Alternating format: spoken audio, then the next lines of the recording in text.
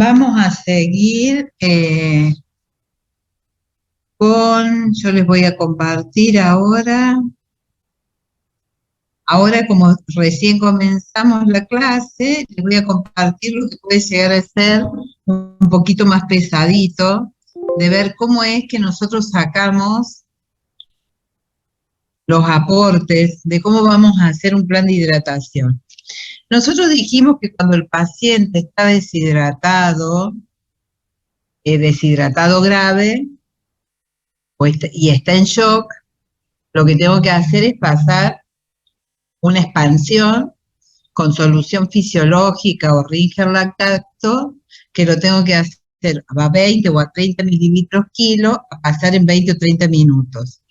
Al paciente, después de esos 20 o 30 minutos, si yo logro sacarlo del shock, ya continúo con una solución polihidroelectrolítica, y si el paciente no sale del shock, lo que hago es volver a expandir con la solución fisiológica en 20 o 30 minutos hasta sacarlo del shock. Cuando yo voy a preparar una solución polihidroelectrolítica, voy a tener en cuenta estos valores o estas necesidades o estos volúmenes. Yo para sacar el volumen tengo que poner las necesidades basales. Es lo básico que necesita un niño para poder estar bien hidratado.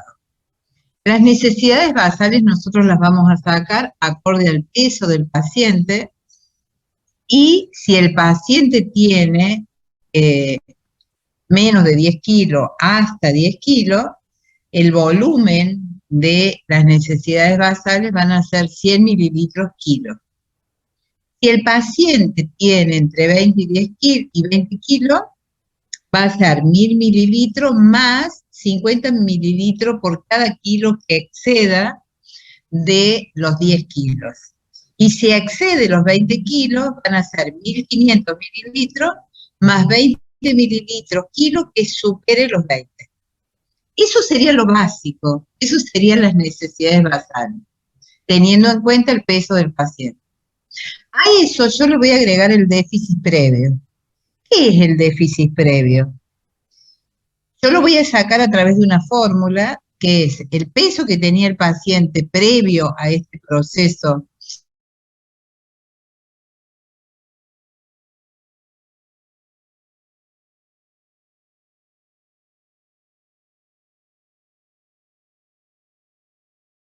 El déficit previo es de, 7%, que sea de 7%. Yo voy a agregar 70 mililitros kilo. Si el paciente tiene un déficit,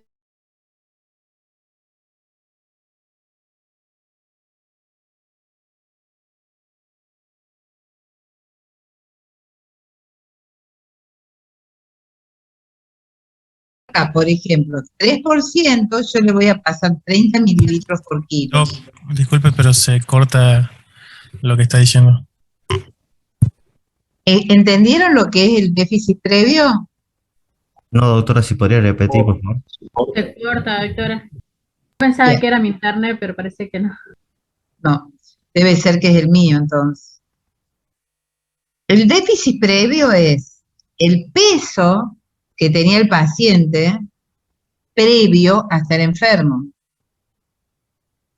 menos el peso que tiene en el momento que ingresa con la deshidratación sobre el peso previo, por 100.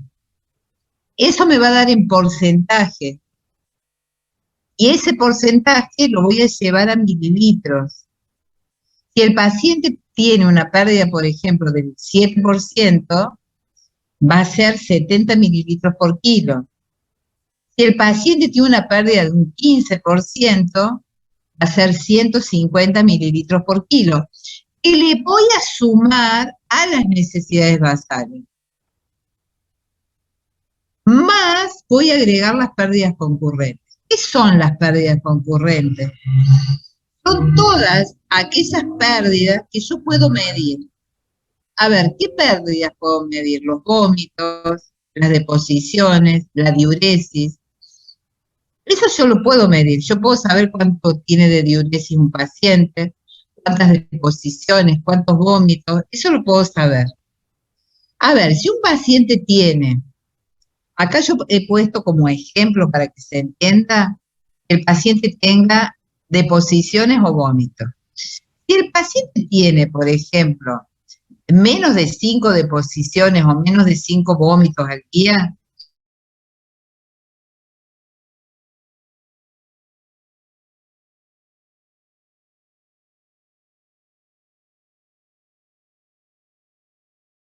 mililitros por kilo. Pero si las pérdidas son graves, más de 10 deposiciones o más de 10 vómitos, yo voy a agregar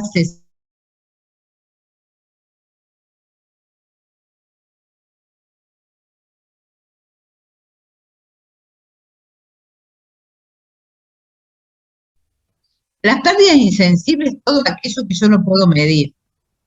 Por ejemplo, la transpiración, la perspiración, son pérdidas que es imposible medir, pero yo sé, por ejemplo, si tengo un prematuro, está en incubadora, está con dificultad respiratoria, yo sé que ese paciente tiene pérdidas insensibles.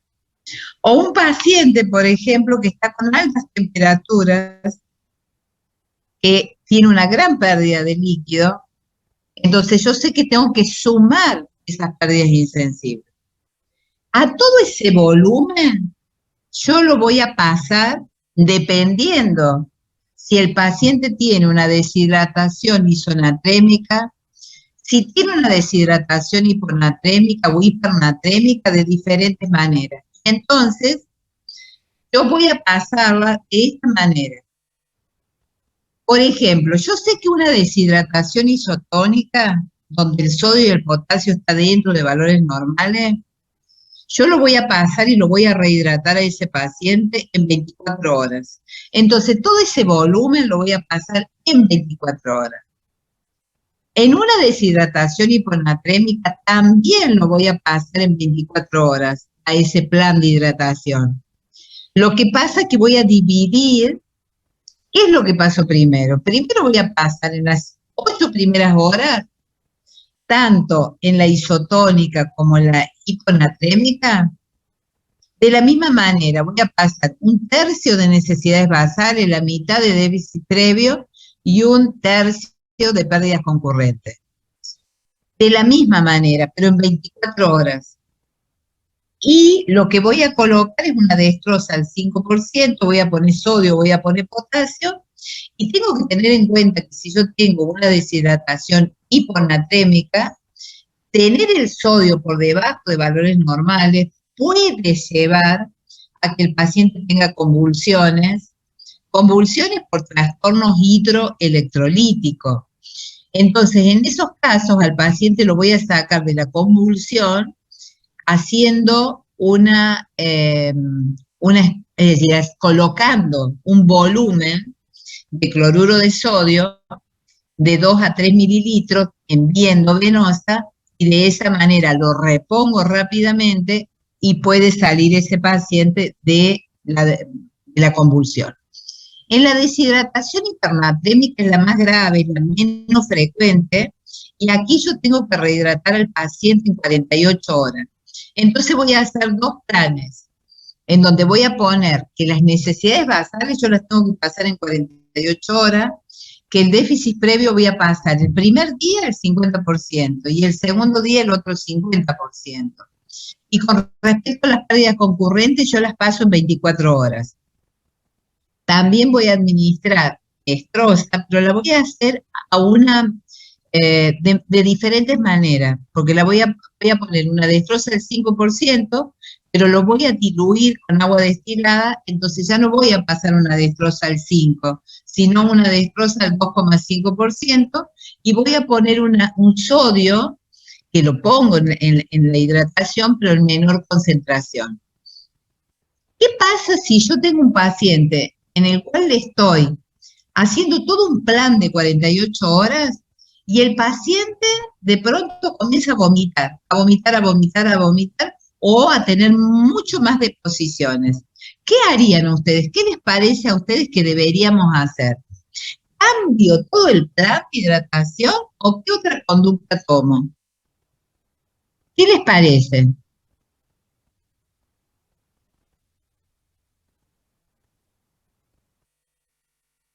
Una opinión.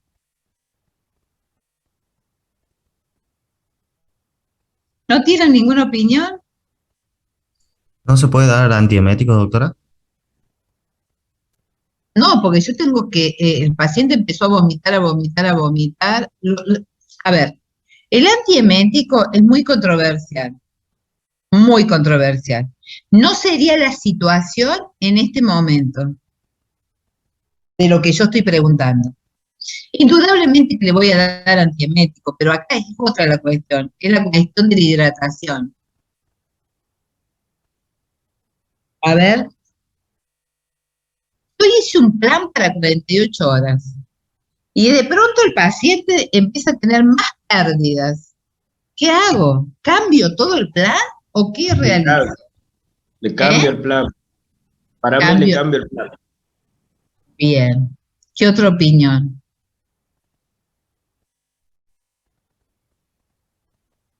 No cambio el plan. El plan continúa exactamente lo mismo. Lo que yo voy a hacer es expandirlo al paciente, hacerle una vía en donde, una vía alternativa, va a estar con 2 vías endovenosas, en la cual le voy a poner, lo voy a expandir con solución fisiológica para recuperar esa pérdida. Y continúo con el mismo plan. Es decir, que la expansión con solución fisiológica es lo que yo voy a utilizar para mantener este aporte que hice de 48 horas, pero voy a expandir con solución fisiológica cuando haya mucha pérdida. Ustedes se pueden preguntar por qué yo en una deshidratación hipernatrémica voy a rehidratar en 48 horas. Porque si yo paso mucho líquido a un paciente que tiene una deshidratación de este tipo, en donde hay una deshidratación de la célula, está afectado el espacio intracelular, y yo aporto de manera excesiva líquido, ¿qué voy a provocar? Voy a provocar un edema cerebral, un edema. Entonces, por eso es que esta es la deshidratación menos frecuente, la más grave de todas, en las que tengo que ser muy cuidadoso. ¿Qué es lo que usamos nosotros en las internaciones para no excedernos en los aportes? Bombas de infusión, donde tenemos la bomba que va midiendo el goteo. Y no, si yo lo tengo controlando por el goteo, puedo cometer un error en justamente provocar un edema cerebral que lo pueda llevar al paciente a convulsiones por edema y un daño neurológico irreversible. Bueno, esto yo ya les había mostrado en quienes hago coprocultivo. Con respecto al coprocultivo en menores de 2 meses, en los niños desnutridos, en los inmunodeprimidos, en aquellos pacientes que tienen diarrea con moco y sangre, o en niños que están en muy mal estado general, sépticos, con bacteriemia, o que de pronto ha estado internado por otra situación y termina con una diarrea por una infección intrahospitalaria, o en aquellos sitios donde van muchos niños y de pronto comienzan todos con diarrea. Eso sería una causa para que se haga coprocultivo. Bueno, con respecto a si nosotros estamos pensando en parásitos, ustedes saben que la mejor manera de hacer un estudio de parásitos es un coproparasitológico seriado y un escobillado anal. Bueno, con respecto a los planes de hidratación, ¿quedó claro, chicos? El plan A lo voy a hacer en un paciente que está normohidratado, a pesar que está teniendo vómitos y diarrea. El plan B lo voy a hacer en un paciente con una deshidratación de leve a moderada. Y el plan C lo voy a hacer con un paciente que está con una deshidratación grave. Siempre en la deshidratación grave, piensen ustedes que tenemos que separar y diferenciar el paciente en shock y el paciente que no tiene shock.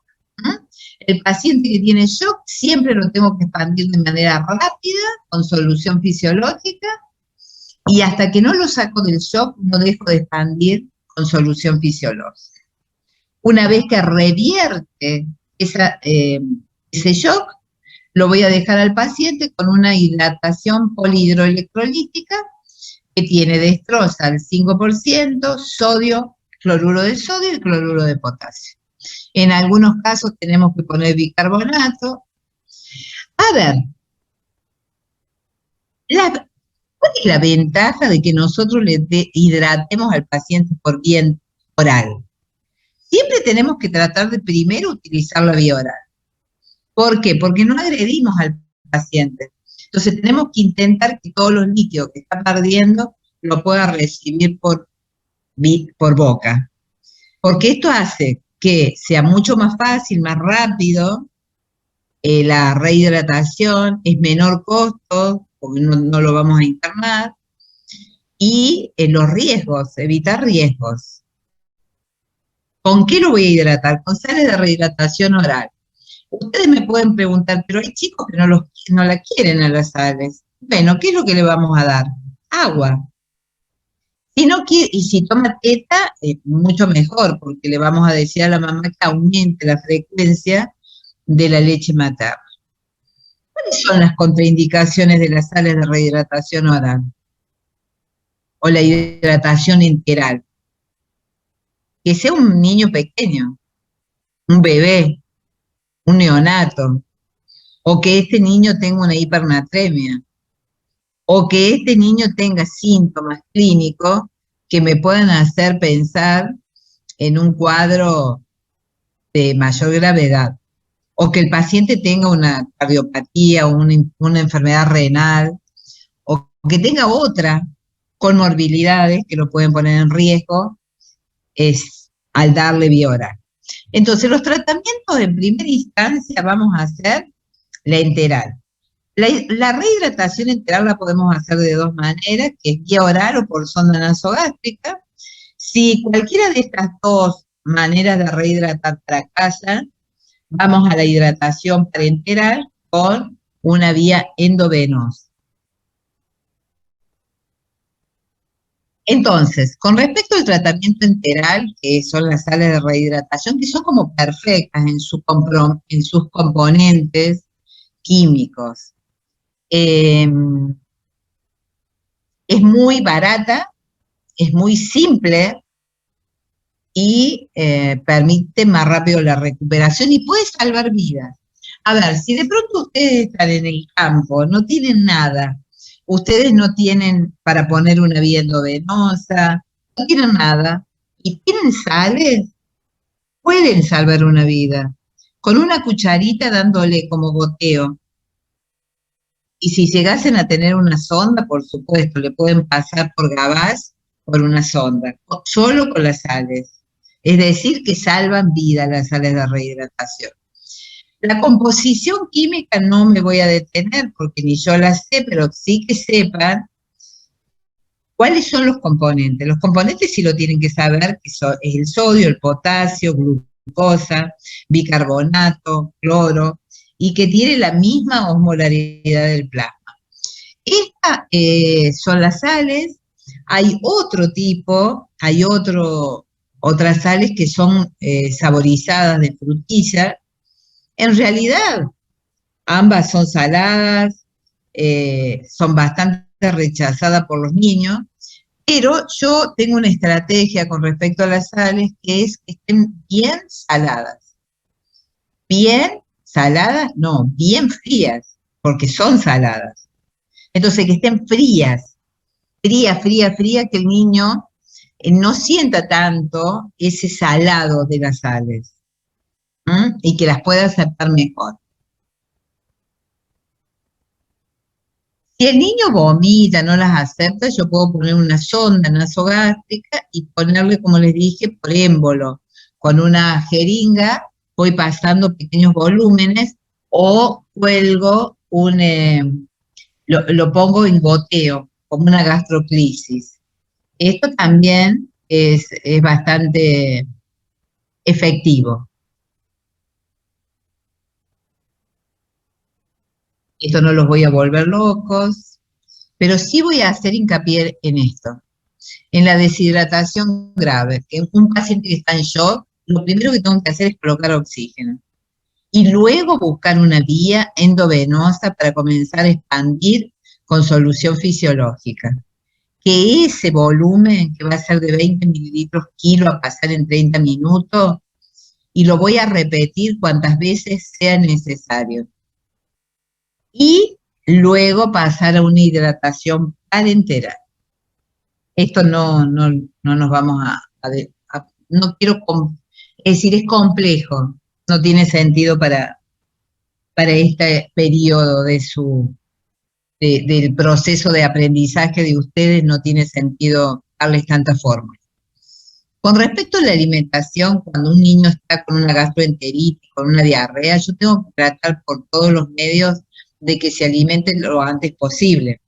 Nada más que esa alimentación tiene que ser hipofermentativa. Una alimentación hipofermentativa es una alimentación blanca, como puede ser un arroz, polenta, fideo, manzana rallada, gelatina. Esas serían las alimentaciones adecuadas para una diarrea. Y si toma pecho materno, es a donde tenemos que apostar. En el caso de que este niño tenga una diarrea que está siendo prolongada, yo puedo diluir la leche. ¿De qué manera? ¿Tengo que disminuir o no? ¿Le voy a dar leche común o voy a dar una leche especial? Hay diferentes líneas. Hay grupos de gastroenterólogos que consideran que la leche tiene que continuar alimentándose con la leche común, la que viene alimentándose el niño, que no tengo que diluirla, ni cambiar para una leche sin lactosa, pero hay otras corrientes en las cuales hablan de que el niño que viene con una diarrea persistente, lo ideal es que comience la realimentación con leche sin lactosa o con bajo contenido de lactosa. Pero hay algo que tenemos que tener en cuenta, que el hecho de no tener lactosa también disminuye, hay una disminución en el aporte calórico. Bueno, acá está un poco de los alimentos, los fideos, arroz, sémola, huevo, manzana cocida, banana y la carne. Evitar todo lo que sean alimentos ricos en azúcares, nada de gaseosas, nada de jugos. Así que tenemos que ser muy cuidadosos. ¿Antibiótico para las diarreas? No. Antibiótico no. Ni tampoco la metoclopramida, que es un antiemético, porque cuando damos de manera excesiva la metoclopramida, tiene efectos, síntomas extrapiramidales. Podemos ver a un niño que creemos que está con convulsiones, y en realidad son síntomas extrapiramidales producidos por la metoclopramida. Por eso los antieméticos somos muy cuidadosos en dar. Yo he visto chicos que por antiemético han comenzado a convulsionar, a tener movimientos extrapiramidales. La loperamida es mala palabra en pediatría. Eso es mala palabra. Porque esto lo suelen dar algunos médicos para la diarrea, pero en realidad lo que hace la loperamida es provocar una parálisis del intestino, pero no mejora ni soluciona el problema de base, que es la infección bacteriana o vírica. Y si yo paralizo el intestino, estimulo a la complicación. Tampoco los absorbentes como la pectina o el caolín, ni el hidróxido de bismuto. Lo que sí yo utilizo y es muy bueno son los probióticos. para estimular la flora normal del intestino y de esa manera disminuir las diarreas. Bueno, lo que habíamos hablado al principio, que el hecho de que se coloca de manera obligatoria la vacuna para rotavirus, esto ha cambiado profundamente las causas de diarreas por rotavirus. ¿Se entendió, chicos? Sí, doctora. Sí, profe. Sí, profe. Bueno, ahora vamos a comenzar a hablar de diarrea crónica. De diarrea crónica y yo por ahí tenía ganas de darles un casito clínico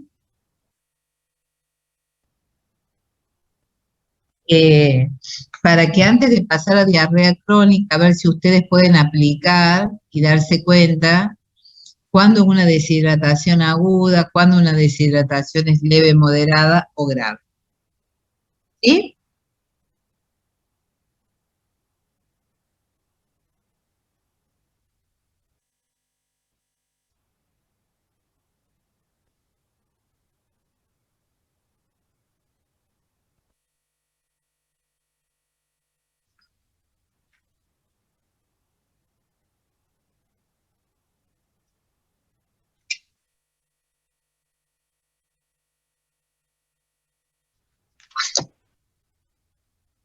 Bueno.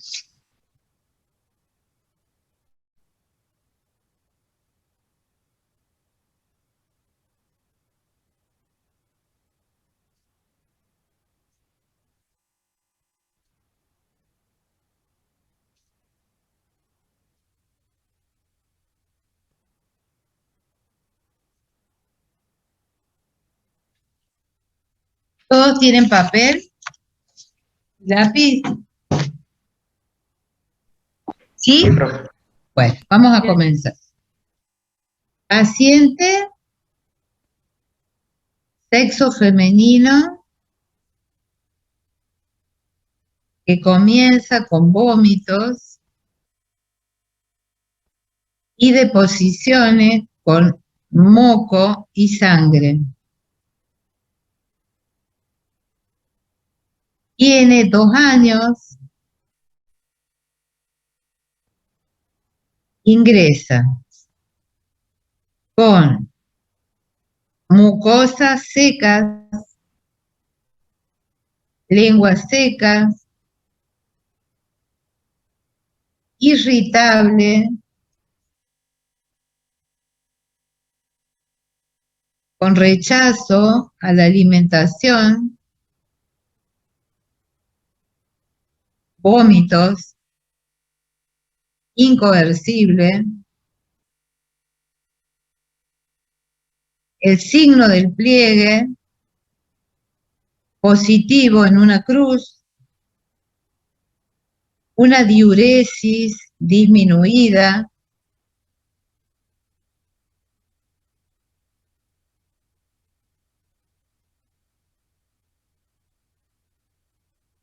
un peso anterior de 20 kilos, alimentada con pecho materno,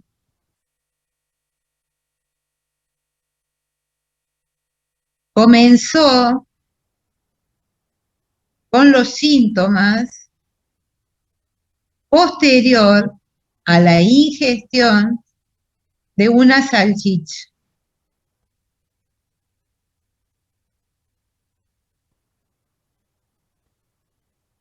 Al ingresar al hospital, tiene una temperatura de 39 grados centígrados, un peso de 15 kilos. Ahora, la pregunta es, grado de deshidratación, estado nutricional del paciente,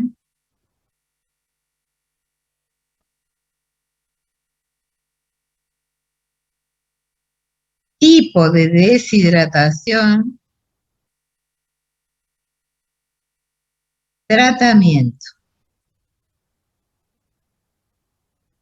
Les doy 15 minutos para que hagan este ejercicio.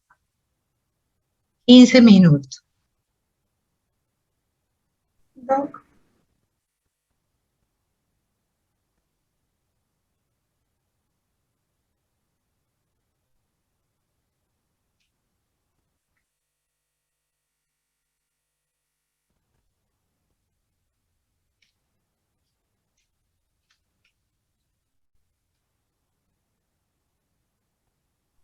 Profe, ¿Sí? diuresis, cuando dijo diuresis, ¿cuánto dijo? Dije diuresis disminuida. Diuresis, para. Estoy buscando a dónde lo anoté. Diuresis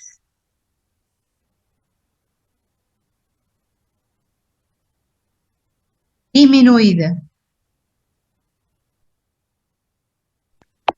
Gracias. Doc, ¿será que puedes repetir por favor esa parte que dice después de signo de pliegue? Signo del pliegue, diuresis disminuida.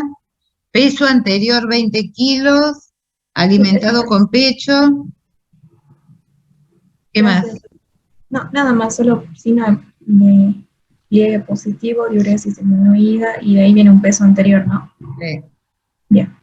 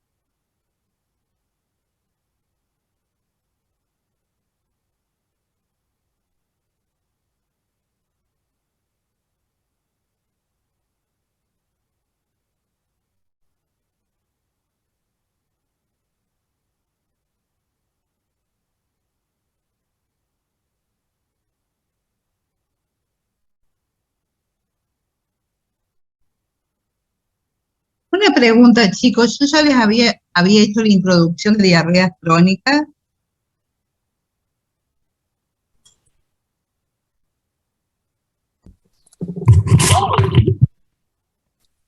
No, No, no, no. no, ¿Todavía no? todavía no.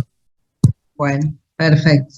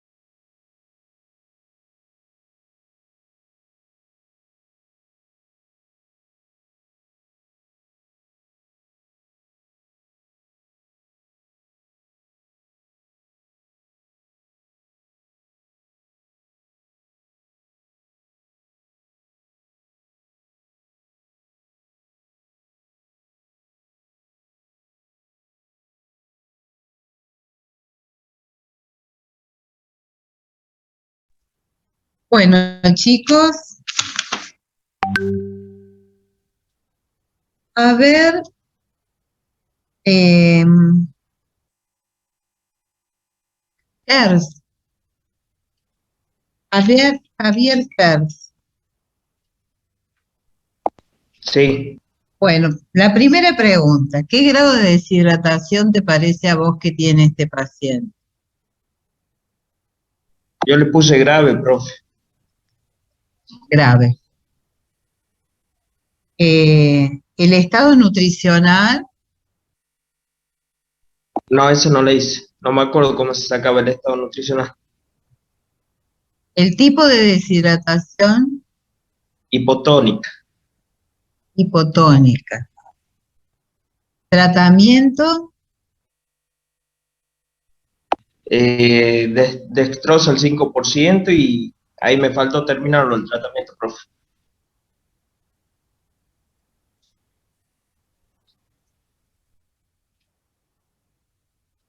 González Palacio,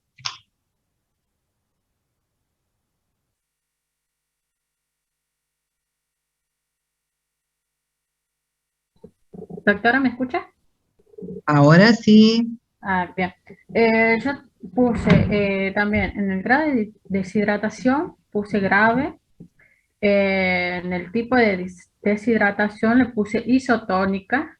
El estado nutricional no me acuerdo tampoco cómo sacar. Y en el tratamiento puse plan C, plan C. sí, ¿Qué plan C? ¿Con shock o sin shock? sin shock. ¿Cómo? Sin shock. Sin shock. ¿Y cómo harías el tratamiento? Eh,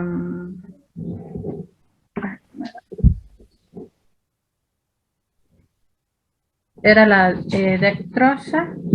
Ay, no, no la alcancé a poner, doctor.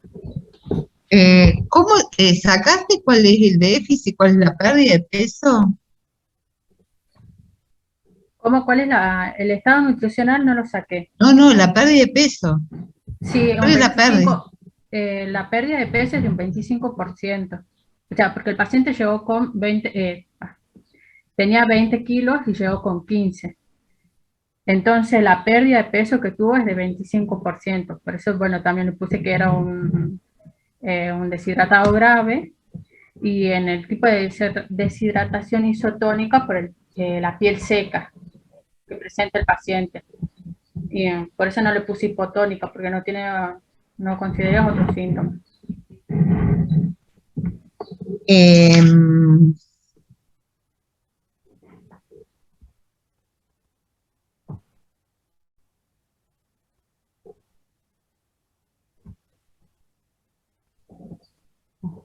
bien, vamos a ver allá la Rocío. Sí, sí, Doc.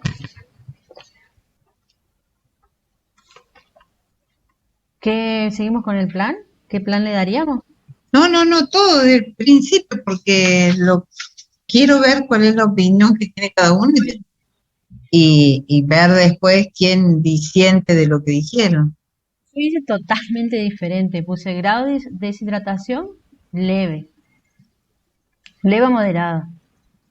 El estado nutricional me pareció que es normal, porque dentro del peso ideal para un niño de 2 años está entre 10 y 13 kilos, y este tiene 15. El tipo de hidratación, yo saqué según Vos pusiste, a ver, discúlpame, ¿cuál es el peso que vos pusiste? ¿Que el 15 kilos? El paciente tenía 20 kilos. Claro, pero es el peso anterior. No, pero yo hablo del estado nutricional. El estado nutricional no lo vas a medir cuando llega deshidratado. ¿Cuál estado nutricional lo vas a ver cuál era el peso que tenía la paciente? Claro, yo calculé con la fórmula de Waterloo. No sé. Pero aún así, el paciente, es decir, el paciente es un paciente que está bien nutrido y te diría más, con sobrepeso.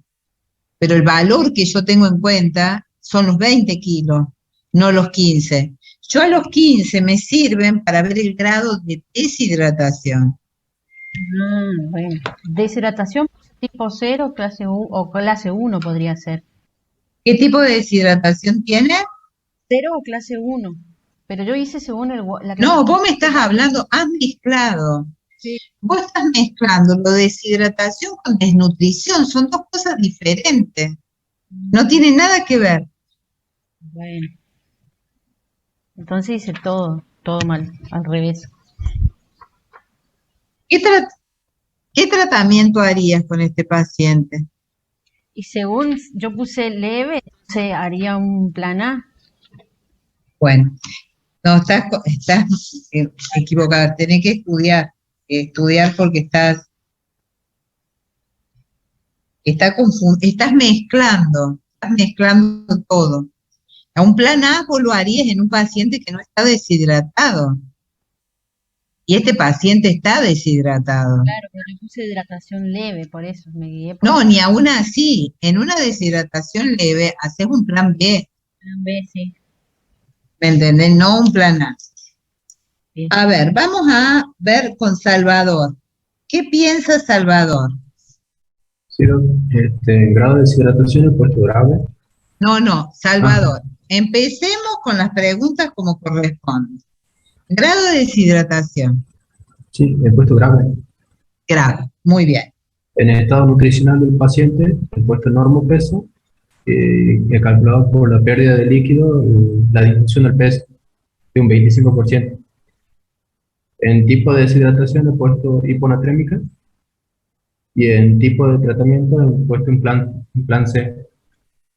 Y con hidratación por sonda, porque he leído que es rechazar alimento. La alimentación oral. Bueno, es el más correcto de todos. ¿Por qué? Porque es real, el grado de deshidratación es grave, pero no está en shock. El estado nutricional está bien nutrido el paciente. ¿Por qué yo hice hincapié en esto? Porque es diferente un paciente desnutrido, grave, que un paciente bien nutrido. Es un paciente que tiene más posibilidades de recuperarse. En un paciente desnutrido, las probabilidades son menos. Con respecto al tipo de deshidratación, yo el único dato que les pude dar para que ustedes puedan clínicamente decirme es un paciente irritable, lengua seca, mucosa seca.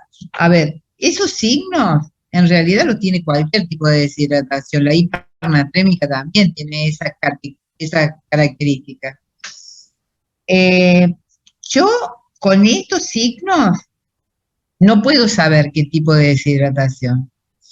Yo lo único que puedo decir que es una deshidratación aguda, pero si yo no tengo ionograma, no puedo saberlo.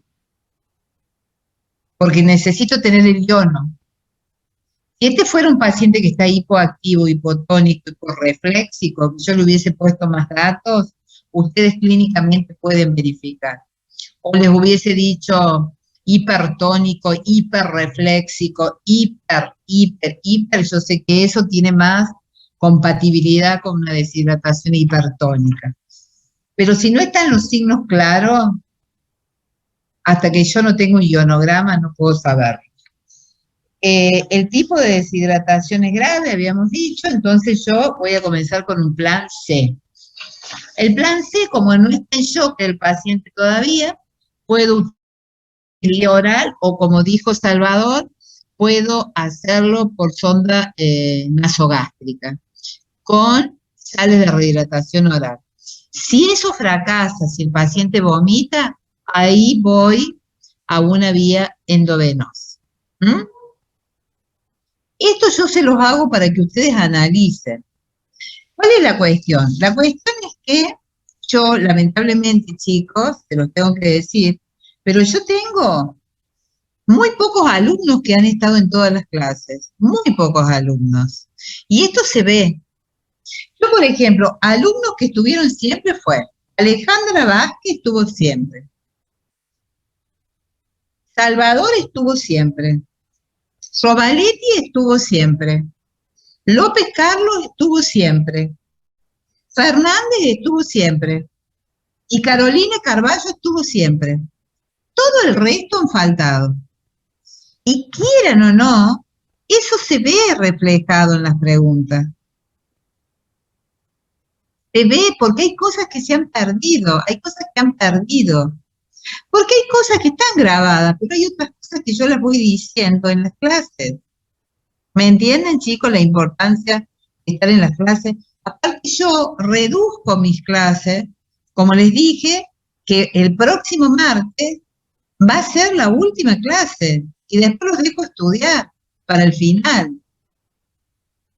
Bien, vamos ahora a diarrea crónica. Comenzamos con diarrea crónica.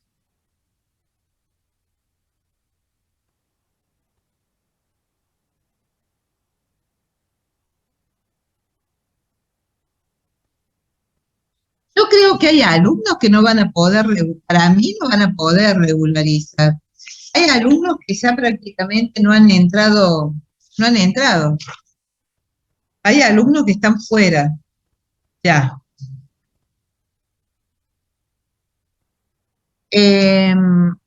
Vamos a comenzar con diarrea crónica. A ver, ¿qué es la diarrea crónica? Según, nosotros tenemos que diferenciar lo que es una diarrea aguda, lo que es una diarrea persistente y lo que es una diarrea crónica. La diarrea aguda habíamos dicho que hasta los 14 días. Desde los 14 días a los 30 ya hablamos de una diarrea persistente.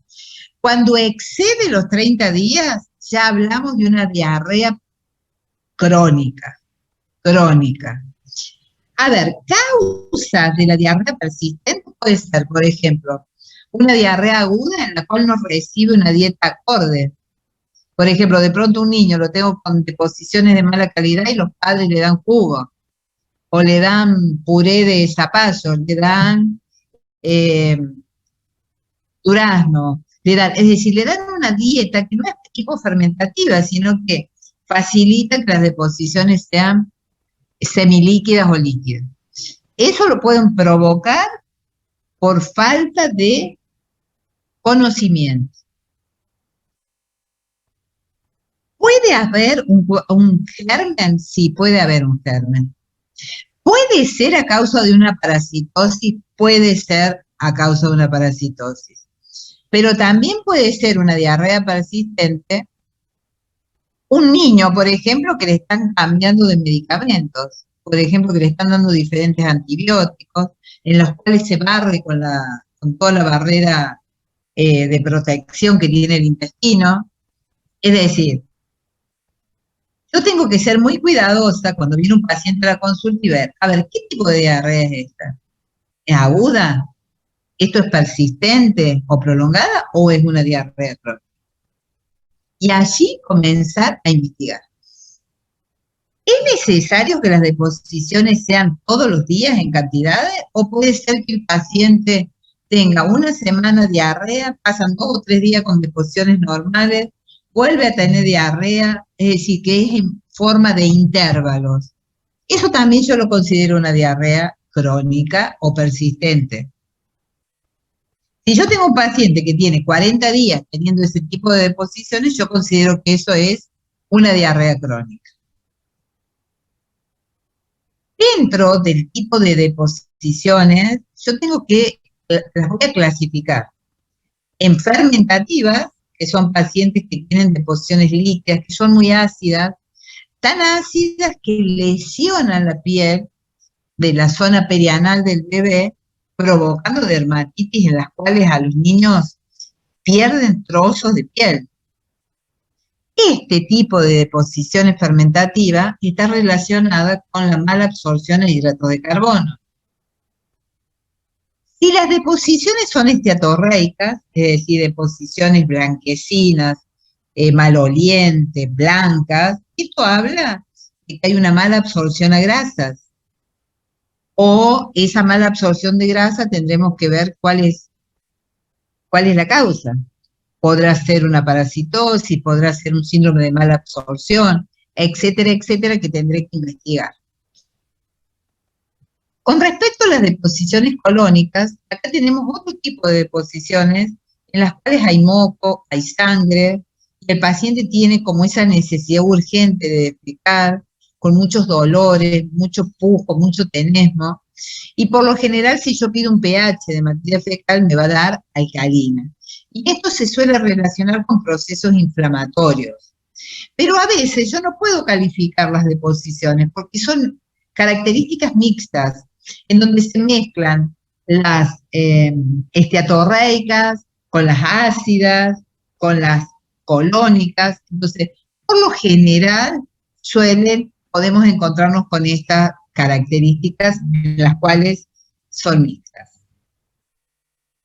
Cuando yo hablo de diarrea prolongada o persistente, a ver, yo dije, ¿puede ser la causa de este tipo de diarrea que haya parásitos? Dentro de los parásitos más frecuentes, la Giardia y los Ascaris, en los cuales puede haber este tipo de deposiciones, aparte del dolor abdominal que suelen tener los pacientes posterior al alimentarse. Por ejemplo, la pérdida de la mucosa intestinal, que puede ser a causa de medicación, de automedicación, o en aquellos pacientes que están desnutridos. O también esta diarrea persistente puede deberse a un déficit de lactasa, en lo cual provoca estas diarreas osmóticas. O las alergias alimentarias, en las cuales generan deposiciones prolongadas y persistentes. Con respecto a un paciente que tiene este tipo de diarrea, yo tengo que estudiarlo y ver cuál es la causa. Lo primero que tengo que hacer es pedir un parasitológico, un copro parasitológico seriado, un examen en fresco de materia fecal, puedo pedir pH de materia fecal, y el tratamiento que puedo hacer solamente una dieta hipofermentativa, hidratarlo bien al paciente, y si está con déficit de vitaminas, hacer un aporte de vitaminas, de minerales, etc. A ver, ¿cuáles pueden ser las causas de diarrea crónica? Dentro de las causas tenemos los parásitos como la giardiasis, la enfermedad celíaca, la alergia a la leche de vaca, la intolerancia a la lactosa, las enfermedades inflamatorias intestinales, el colon irritable, el síndrome de intestino irritable o la diarrea crónica inespecífica, la fibrosis quística, el hecho de tener un paciente con un intestino corto a punto de partida de una enterocolitis necrotizante en un periodo neonatal, en el cual le tienen que hacer una cirugía correctiva y de tratamiento para sacar la parte que está perforada o necrotizada, y va a quedar de por vida un intestino corto, es decir, va a quedar una zona de menos absorción de nutrientes, lo que me puede provocar una diarrea persistente y prolongada. Y otra de las causas pueden ser el déficit congénito de disacaridasas. Es decir, que acá tenemos varias enfermedades que me pueden provocar estas características, pero yo, cuando viene la consulta del paciente, lo que tengo es una diarrea crónica. Yo después veré cuál es el camino, en base a los datos que me da la mamá, de los síntomas que ha tenido, es hacia dónde yo voy a dirigir los estudios que me van a permitir hacer un diagnóstico. Desde ya vamos a comenzar, antes de seguir hablando, ¿quiénes son los que van a preparar para el jueves los temas de diarreas crónicas? Son los que no hablaron hasta ahora. El primero va a ser Salvador. Lamento decirles, chicos, que va a quedar supeditado a ustedes, a los que están en clase hoy, va a quedar supeditado porque son los que tengo seguridad que van a venir.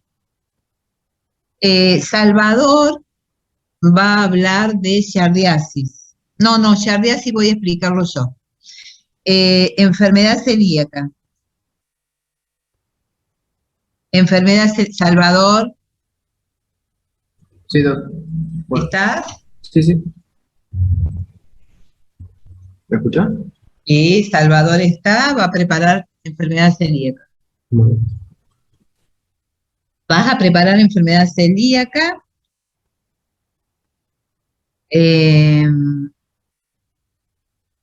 Hoy está Uribe Carrasco, ¿dónde está? ¿Uribe? Aquí estoy, doctora. Uribe. Hola. Sí. Ah, Vas a preparar alergia a la proteína de la leche vaca. Es APBL. ok. Probaletti Sí, doctora. va a preparar intolerancia a la lactosa.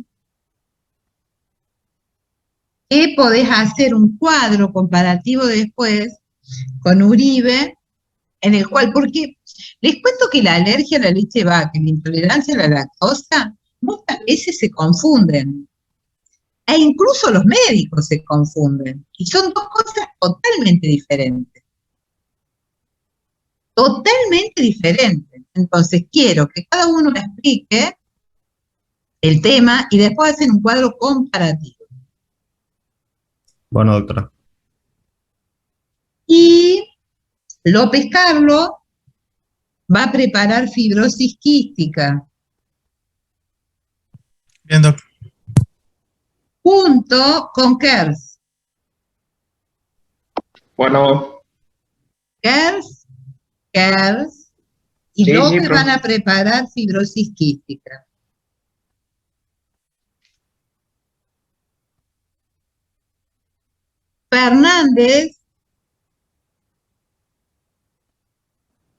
Fernández va a preparar síndrome de mala absorción. A ver, ¿qué es lo que el primero que va a hablar el jueves vas a ser vos? Porque vos vas a hablar, es decir, el paciente está con diarrea. Entonces el paciente llega con un síndrome de mala absorción, porque va a estar con bajo peso, va a estar con un déficit de nutrientes, y vos tenés ¿qué hacer? Porque vos vas a hacer un estudio general. ¿Qué estudios voy a pedir? Entonces vos vas a hablar, ¿qué es un síndrome de mala absorción? Y vas a decir, ¿qué estudios hago? Entonces el primero que va a hablar va a ser Juan Manuel. Juan Manuel es el primero. Luego que Juan Manuel explique síndrome de mala absorción, Salvador va a hablar de enfermedad celíaca Bueno, junto a Ayala Rocío.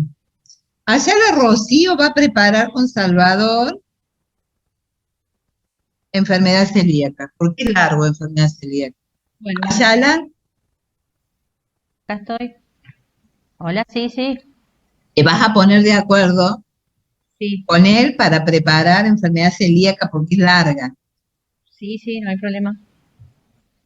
Y me quedaría González Palacio, que va a preparar enfermedad inflamatoria intestinal. Bueno, doctora. Inflamatoria intestinal. A ver qué puse acá.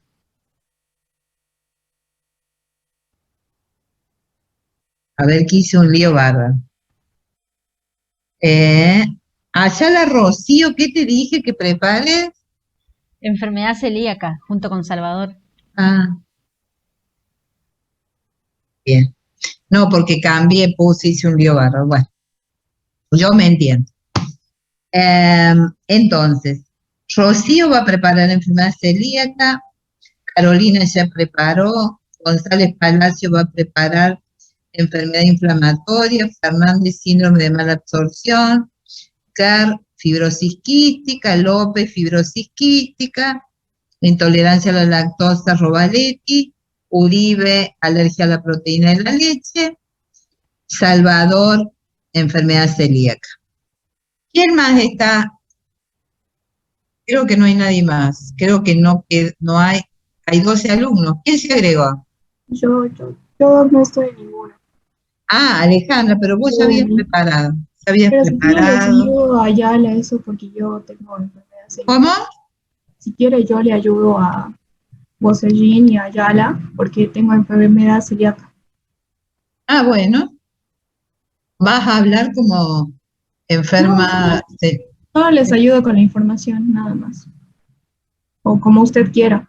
No tengo drama. No, para que nos cuentes tu experiencia, porque es fácil hablarlo Ah, bueno. de afuera. Otra Sí, cosa es tener la enfermedad. sí. En donde, por ejemplo, yo siempre miro, yo lo que veo, ¿cierto? Cuando vas a un restaurante, tenés que estar mirando a ver cuál es el alimento que es para celíaco. Y es difícil. Vas a comprar y, es decir, es muy complejo. Y además de eso, y son más costosos los alimentos para celíacos. Mucha Entonces, ese es un tema en donde crees, a ver, si vos comés una pizza, ¿vos comés una pizza? No le voy a mentir que a veces me antojo, pero me tengo que aguantar las Seguro que lo haces. consecuencias porque por suerte no la tengo muy avanzada porque el diagnóstico ha sido muy tardío. He pasado por muchos procesos porque no encontraban, ya que yo en mi historia clínica tengo antecedentes de anorexia y bulimia en la adolescencia. Entonces pensaban que era algo por ahí y bueno, después pensaban que era algo oncogénico y no encontraban algo hasta que, bueno, me han hecho un gastroenterólogo en La Rioja, con otro de Córdoba, han hecho interconsultas y me he ido a Córdoba y ahí recién me han podido diagnosticar antes de la cuarentena. Y bueno, es difícil porque, por ejemplo, ahora me he pasado en 15 años de una prima, que estaban todos y bueno, habían hecho un plato vegetariano porque pensaban que era lo mismo, o no sé, se confunden porque es como que nueva para la sociedad la enfermedad, pero no tiene nada que ver. A veces, qué sé yo, piensan que la avena es diferente, o no sé. Y bueno, la comida en sí es un poquito más cara, pero sí uno se termina antojando, pero bueno, hay que aguantar las consecuencias, porque más allá de un gusto, son días después que te sientes muy mal. Por eso digo, pero el tema es que vos, a ver, vos ya tenés una edad en la cual lo podés entender. El tema es cuando ese diagnóstico se hace, por ejemplo, en un adolescente. A mí me pasó hacer un diagnóstico en un adolescente, en una nena de 11, 12 años, y en el cual yo, por ejemplo, es decir, la vi después del diagnóstico, por supuesto, la derivé a un gastroenterólogo, y le pregunté, pasando los meses, si comía harinas, y seguía comiendo harinas. Seguía comiendo harinas porque es muy difícil. Es muy difícil para una chiquita en donde la comida chatarra, todo tiene harina. Porque tal vez si vos vivieses en Japón, ese problema no lo tenés. pero nosotros somos de las harinas. Y es como que hay un montón de alimentos que tienen agregado harinas. Ese es el tema. Es el agregado en un montón de alimentos que nosotros ni nos imaginamos. Aparte también de la educación familiar, les cuesta también, porque como para apoyarte como hija, como sobrina, no sé, como que todos tratan, digamos, de no tampoco consumir. Claro. Bueno, Alejandra nos va a hacer un aporte muy importante para la próxima clase y yo voy a aprovechar a hablar de algunas de las otras causas. Yo les di algunas de las causas probables, es decir, que nos pueden provocar diarreas crónicas, pero voy a hablar de este parásito que tiene una alta incidencia y prevalencia en nuestra región, donde es muy común que nos encontremos con niños con esta parasitosis. Ustedes saben que es un parásito que se transmite a través de los quistes, que incluso en el agua potable pueden ingresar, pasan los filtros, y si nosotros consumimos agua hervida, tenemos menos riesgos de tener esta parasitosis. En un alto porcentaje son asintomáticos los pacientes, pero también puede provocarme diarrea aguda, puede provocarme diarrea persistente y puede provocarme diarrea crónica. Por lo general, son deposiciones de mala calidad, el paciente no suele tener fiebre, no tiene mal estado general, en la mayoría de las veces, pero sí dolores abdominales, dolores posterior a la alimentación. Y comienza a haber una afectación en el peso, en el crecimiento, porque se produce un síndrome de mala absorción. ¿Qué hago yo cuando estoy, es decir, pensando que puede haber una parasitosis? Porque el dolor, les cuento, suele ser periumbilical, posterior a la alimentación. ¿Voy a pedir un examen directo de materia fecal o voy a pedir un coproparasitológico seriado y voy a pedir seguramente un escobizado anal? La medicación de elección aquí en Argentina es el metronidazol, pero quiero que sepan que hay países como Estados Unidos en los cuales ya el metronidazol no se utiliza, pero la medicación que usan ellos no los tenemos nosotros en el mercado.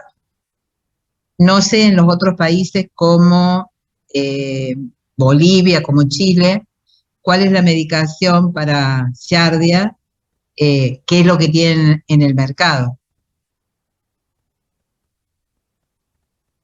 Si utilizan el metronidazol ustedes. Aquí también se utiliza. ¿Cómo, Alejandra? Aquí también se utiliza el mismo. Bien. ¿Y en Chile, Uribe? Realmente no sé. Sé que el metronidazol se sigue utilizando, pero es medio específico. Se lo voy a buscar. Sí, muy bien. Bien, la enfermedad celíaca, que me van a hablar de enfermedad celíaca, alergia, ya me van a hablar, intolerancia, proceso, nada, eso lo dejo a ustedes para que no sea tan aburrido. Y bueno, chicos, nos quedaría hablar de estos últimos temas. Vamos a ver qué es lo que logramos ver el jueves y lo que nos queda será para el día martes. Y todas las dudas que tengan, estaría bueno que se puedan sacar para... Bueno, Evelyn, Concenciao, Matías, entraste recién. Así Sí, que, profe, bueno, no, sí. es porque acá está lloviendo, hay tormenta con trobones y está cayendo la conexión. Por eso Bien. entré tarde. Bueno, Le iba a preguntar si, digamos, es por eso que no me nombraste en relación a la asistencia, porque yo nunca falté, digamos. no, pues nunca faltaste, pero ahora estaba viendo